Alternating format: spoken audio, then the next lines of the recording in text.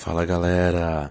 E aí? Então, vamos dando continuidade à nossa revisão. A gente vai ver agora sobre Antiguidade Clássica. Um dos assuntos que a gente viu lá no início da nossa jornada, lá no mês de março.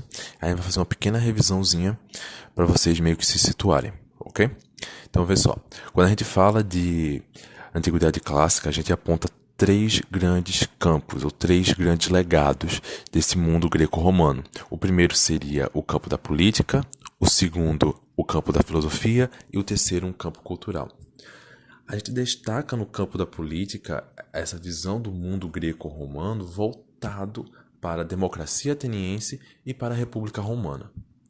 Nos moldes da democracia ateniense, vemos a primeira expressão de uma democracia voltada de modelo mais direto e mais participativo.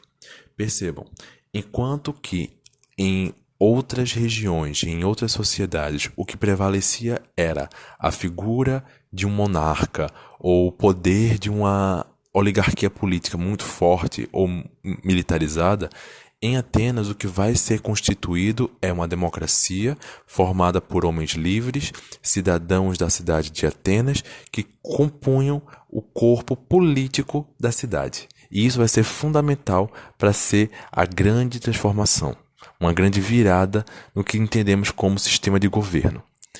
Agora, em Roma, o que podemos destacar é a presença, desde o início da República, do que a gente vai se chamar hoje de Senado.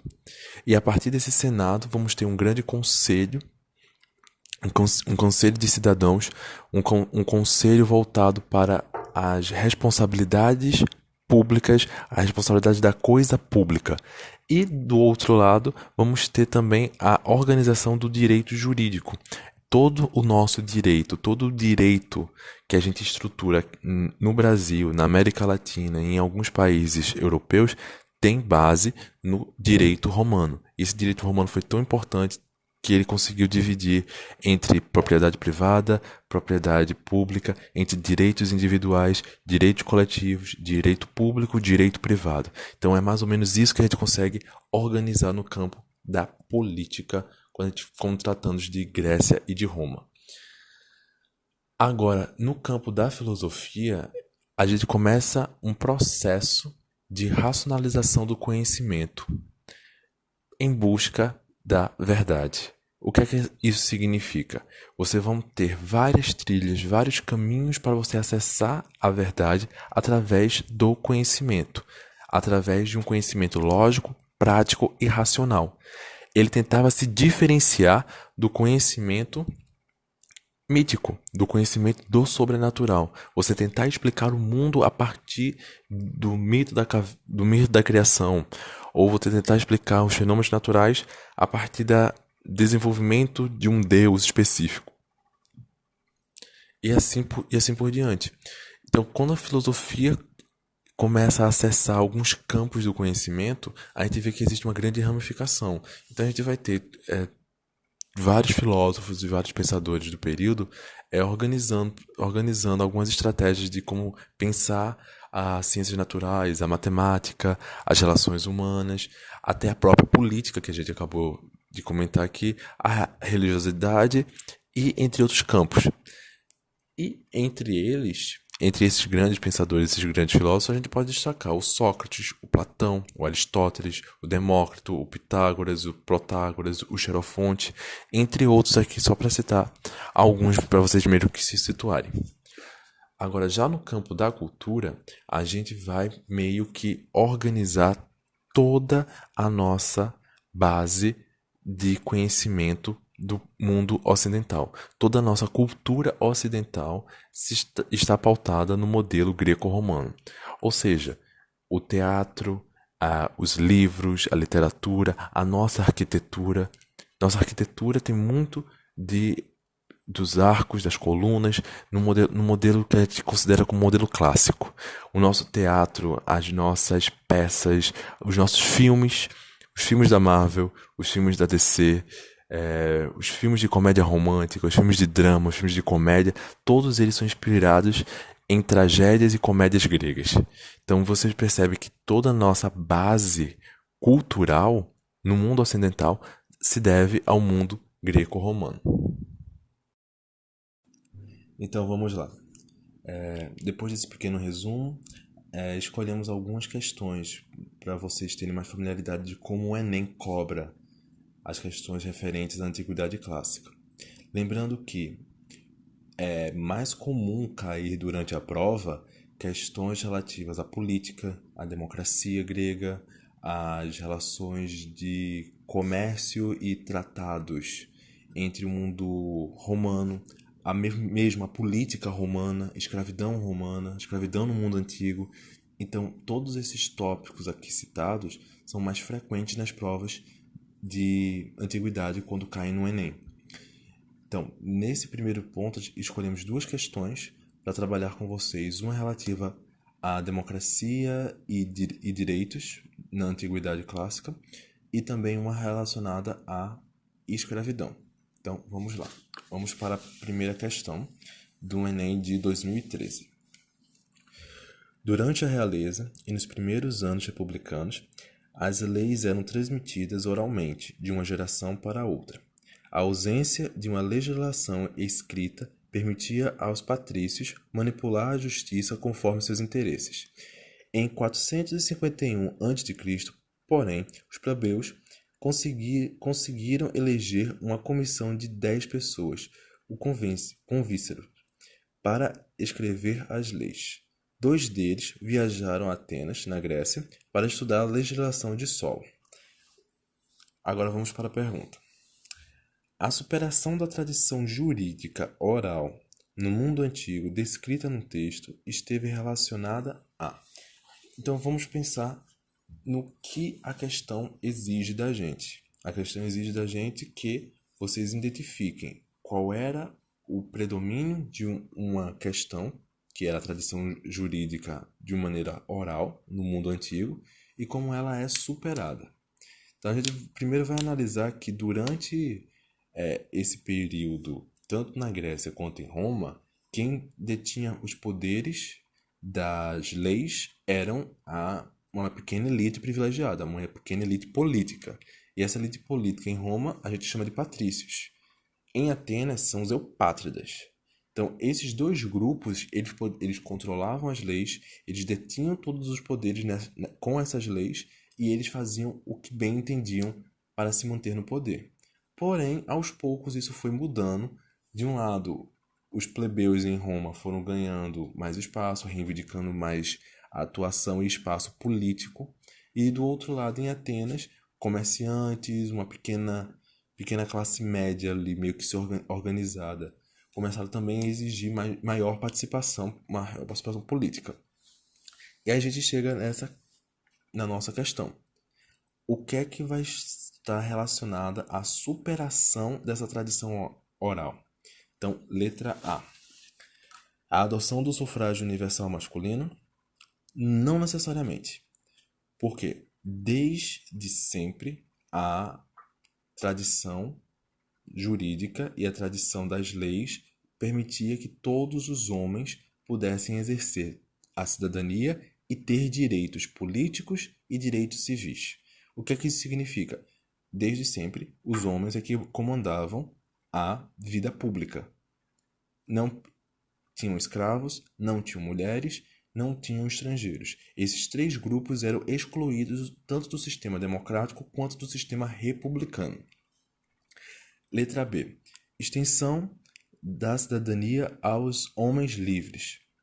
Essa é a questão correta, porque é a questão que tem maior coerência. Por um simples motivo. Se os patrícios e os eupátridas eles manipulavam e detinham todos os poderes jurídicos em suas mãos, com o passar do tempo, plebeus, comerciantes e outros grupos sociais também quiseram fazer parte da vida política, da vida pública das suas respectivas cidades, ou em Atenas ou em Roma.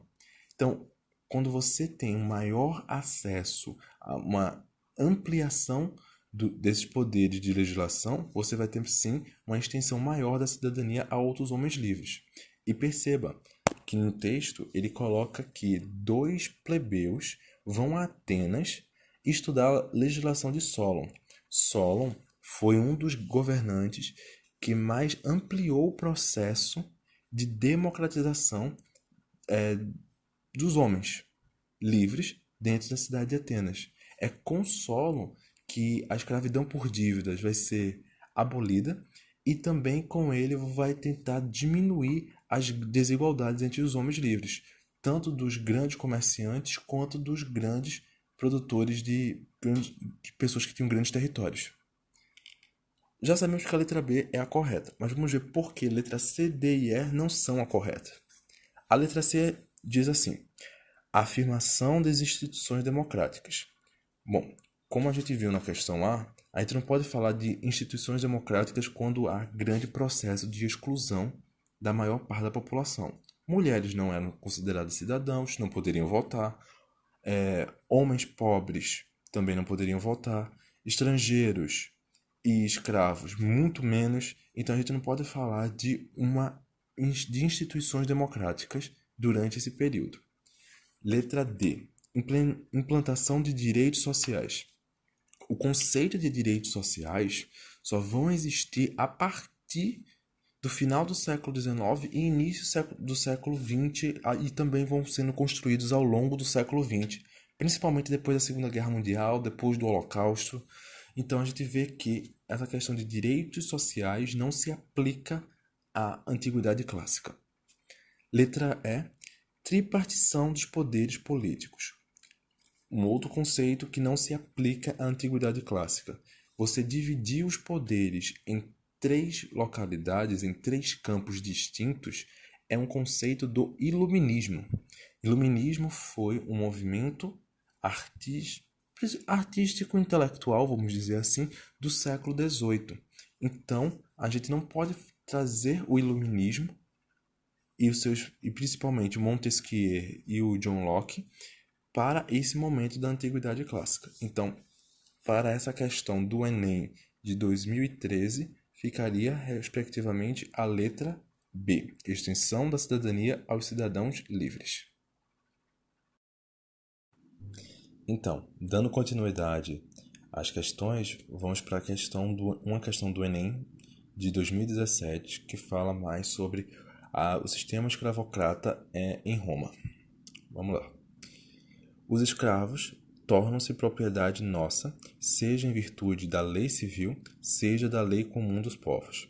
Em virtude da lei civil, se qualquer pessoa de mais de 20 anos permitir a venda de si própria com a finalidade de lucrar, conservando uma parte do preço da compra. E, em virtude da lei dos povos, são nossos escravos, aqueles que foram capturados na guerra e aqueles que são filhos de nossas escravas. Aí vamos para o enunciado. A obra Institutas, do jurista Aelius Marcianus, do século III d.C., instrui sobre a escravidão na Roma Antiga. No direito e na sociedade romana desse período, os escravos compunham uma. A questão é bem simples e direta. Ele apresenta um texto explicando mais ou menos como seria o sistema para você se tornar um escravo e ele pergunta bem diretamente qual é o papel do escravo nessa sociedade romana, tanto no conceito do direito quanto no conceito da vida social. Então vamos lá. A letra A, ela fala assim: mão de obra especializada protegida pela lei. Ela está errada a partir do momento que ela diz que essa mão de obra especializada ela é protegida pela lei. A lei não protegia a mão de obra escravizada. A lei apenas diria e vigorava sobre a posse do escravo enquanto propriedade do seu dono. Esse dono poderia ser um patrício, um plebeu enriquecido ou fazer parte mesmo do Estado romano. Era sim uma mão de obra especializada porque você tinha escravos que eram tutores, professores, que eram administradores. Eles tinham funções e cargos efetivos na vida política, na vida administrativa, mas eles não recebiam por isso. Eles eram escravos, eles eram escravizados por vários outros fatores. Letra B. Força de trabalho sem a presença de ex-cidadãos. A questão está errada porque você poderia se tornar escravo a partir do momento em que você não cumprisse com seus deveres, tanto para o Estado quanto para um patrício ou um comerciante. Se você ficasse devendo ao Estado seus impostos, algumas taxações que você não fez, ou se você roubou de um patrício ou de um comerciante, você tinha várias categorias na ordem jurídica que você poderia se tornar um escravo. Você perdia o seu status de cidadão e você era rebaixado ao status de escravo. Então a letra B estaria errada por causa disso. Letra C. Categoria de trabalhadores oriundos dos mesmos povos. Não seria uma categoria de trabalhadores dos mesmos povos, porque os povos romanos, eles não focavam em apenas escravizar um determinado grupo social. Eles não focavam em eu vou escravizar apenas o povo do norte da África, ou eu vou escravizar apenas o povo da Eslovênia e Eslováquia. Não. Como Roma começou a crescer e se expandir de maneira estrondosa, eles ultrapassaram várias barreiras, desde a Península Itálica até o que a gente conhece hoje como Iraque. Dominaram também todo o norte da África, foram até as regiões da Inglaterra e da Germânia, mas existia uma miscelânea, existia um mosaico de povos que eram escravizados. Então não existia uma escravização de mesmos povos. Letra D. Condição legal independente da origem étnica do indivíduo. Então, a gente pode considerar que a letra D estaria correta. Como a gente meio que respondeu na questão na letra C, eles não tinham uma predisposição a escravizar pessoas de um determinado grupo social, de um determinado grupo étnico, mas sim, por causa da expansão, eles acabavam escravizando povos que eram derrotados.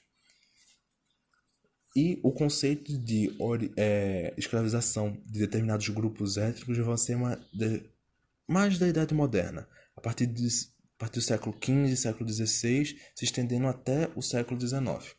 Isso porque vários povos de origem africana e asiática, aos poucos, foram sendo escravizados e foram entrando no comércio do mercantilismo e futuramente do capitalismo industrial. Letra E. Comunidade criada a partir dos estabelecimentos das leis escritas. A partir disso, a gente pode dizer que, para você se tornar um escravo, era estabelecido por leis escritas. Não, já existia processo de escravidão antes das leis serem escritas. Vários povos guerreavam, vários povos entravam em conflito, o vencedor escravizava o povo vencido e assim por diante. Era mais ou menos como eles entendiam que era a lei natural. Então, para essa questão do Enem de 2017 sobre a escravidão, ficamos com a questão letra D. Os escravos compunham uma condição legal independente de sua origem étnica do indivíduo. Ok?